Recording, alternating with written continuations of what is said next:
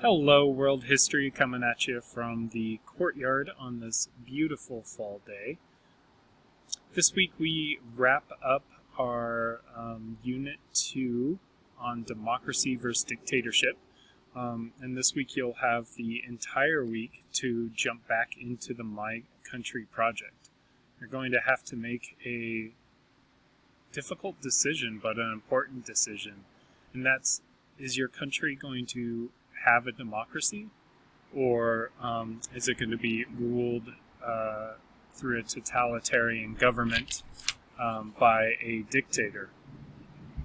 So I want you guys to follow along in this video lesson. You'll be creating kind of the bones on your project website to house your project. So first let me take you through the directions of the project. If you come down in Unit 2 and open up our project webpage, this is where all of the directions for the projects will be. You'll see we have our Unit 1 project, now we have our Unit 2 project. For this project, you're going to create a government for your country. You're going to consider the people, culture, and economy of your country, which you created in our first unit. You get to decide, is your country going to be a democracy or ruled by a totalitarian dictator? You'll need to consider the history, or even write some history about your country to explain how they got where they are. Some options that you have that you can create is you could adopt and write a social contract for your country. You could create a biography of a philosopher. Remember, in previous weeks we looked at the philosophers of democracy, both in Greek, Roman, and during the Enlightenment. You could create your own philosopher that's philosophizing about the democracy or the government of your country. You could write a manifesto or a speech from your dictator. You could create a propaganda poster or a propaganda video from your dictator. So you can see we kind of have two options for democracy and two options for a dictatorship here. And if you have another idea, I would encourage you to please email me early this week, Monday or Tuesday, and clear it. And if it's a really good idea, I'll add it to our resource page as well. Your project's going to be housed on a new page in your Google site.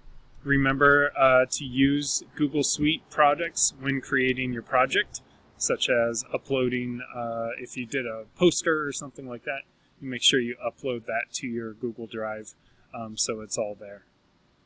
What I want you guys to do on Monday is to decide what are you going to do for your country.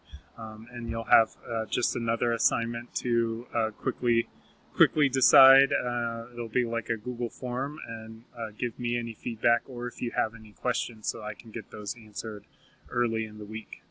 Another thing we have on this project resource page are all of our live class slides. So if you need to review a little bit of the material, such as Greek and Roman democracy or the Enlightenment, or when we did the social contract, or even what we did last week with Nazi propaganda, those are all embedded right there and for your convenience. Last thing I got on our webpage here is just kind of what does fully complete look like.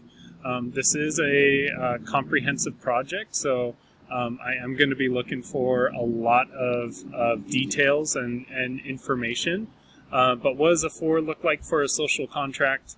What does a 4 look like for a philosopher, dictator, and doing that propaganda piece right there? I did want to caution you guys a little bit on dictator and propaganda, that you can get a little bit silly if your dictator is a little bit goofy, maybe evil and things like that, but just be sensitive and make sure that you're not including any hate speech or symbolisms of hate.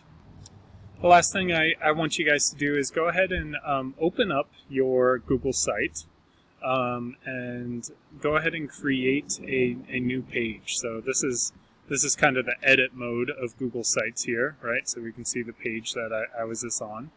And to just to review, to create a new page, go Pages, click this guy down here, and go ahead and name it like Democracy versus Dictatorship. And this is where, when you're all done with your project, where it will ultimately be housed. So if you create a, let's say, a manifesto or something like that, you can add that from your Google Drive. Remember to use Google Docs and then add it from your drive. That way I can leave comments on it. So don't just add a text box, but make sure you're actually opening up your Google Drive and creating a new doc that goes into your country folder, right? So that's all shared with me.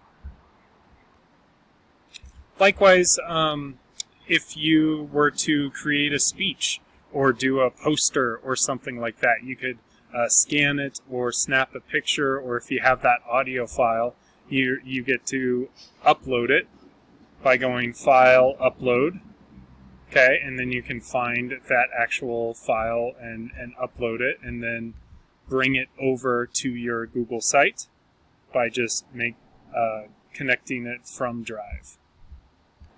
I'm really looking forward to this project, guys. If you have any questions about it or are stuck on how all the Google stuff works, just feel free to email me.